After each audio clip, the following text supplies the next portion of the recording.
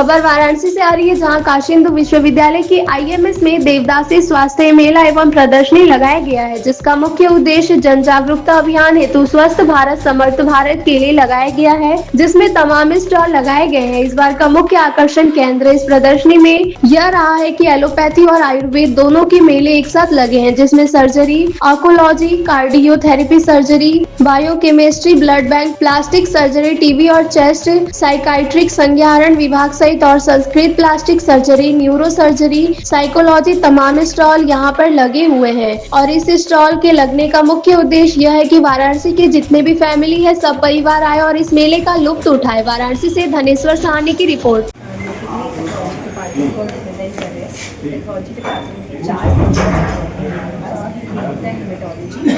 जिसमें हम mainly blood related जो भी इन्वेस्टिगेशन जैसे कि जो भी हम सीबीसी करते हैं तो उसके बारे में हम उसका एक स्क्वायर बनाते हैं, जिसको हम देखते हैं स्लाइड में, तो इस तरीके का पिक्चर आता है उसका।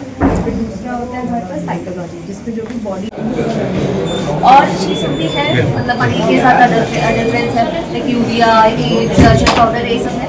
हाँ, हम ये डिस्प्ले में स्टार्च वाला बनाते हैं, मिल्क क्वांटिटी में मिलाते हैं ताकि मिल्क वापस से गाढ़ा दिखे, पर उसकी क्वांटिटी बढ़ जाए। तो मिल्क में स्टार्च मिल्क में भी यूरिया डिटर्जेंट की मिलावट होती है, बट यहाँ पे अलग टेस्ट है जो कि एनसीसीआई के जो डॉक्यूमेंट है इसमें और टेस्ट।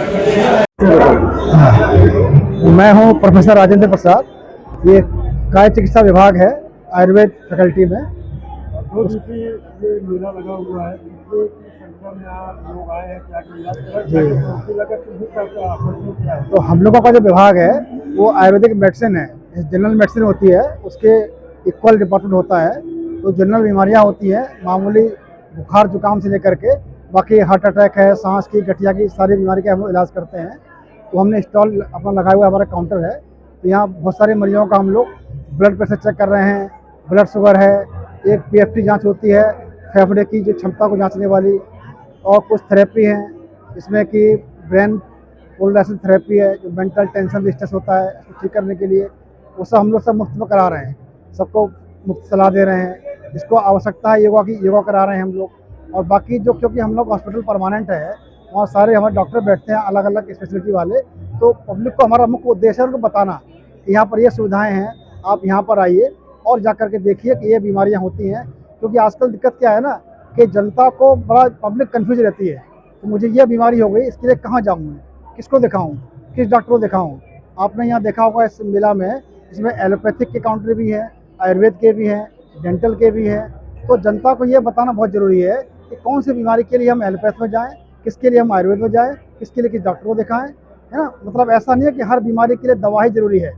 बहुत सारी थेरेपी हम लोग ऐसा कराते हैं जहाँ की दवा नहीं है, योगा से काम हो जाएगा, समझाने से काम हो जाएगा, काउंसलिंग से काम हो जाएगा, और ये सब चीज़ें हैं कि जनता को जागरूक करें। सर, बात की जाए किस तरह के मरीज सबसे ज़्यादा आ रहे हैं?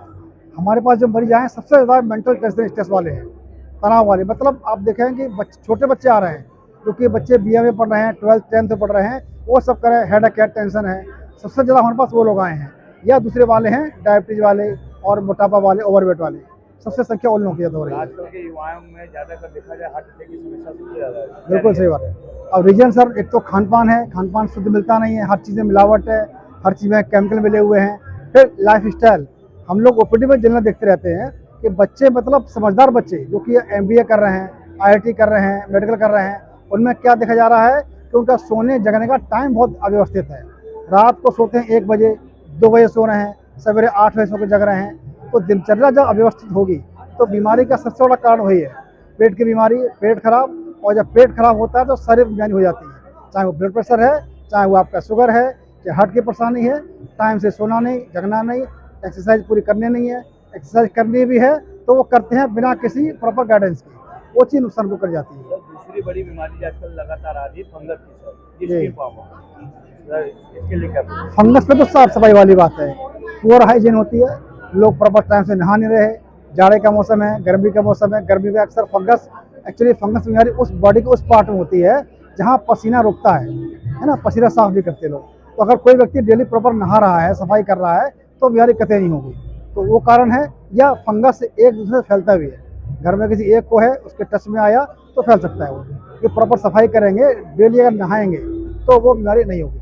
सर इस बार मेले में एलोपैथ और आयुर्वेद दोनों एक साथ देखा गया है। जी, इसका जी। क्या मकसद है? सर मकसद यह है कि इसमें भारत सरकार एक मुहिम चला रही है मेडिकल में इंटीग्रेशन का, मतलब एकात्मता, कि आपस में लोग एकजुट के काम करें। ये ना सोचें कि हम एलोपैथिक हैं कि हम आयुर्वेदिक हैं, ये फला कुछ नहीं। हमारा उद्देश्य है कि मरीज़ को लाभ पहुंचाना, बीमारी से बचाव करना है, बचाव करें उसका और बीमारी को ठीक करें।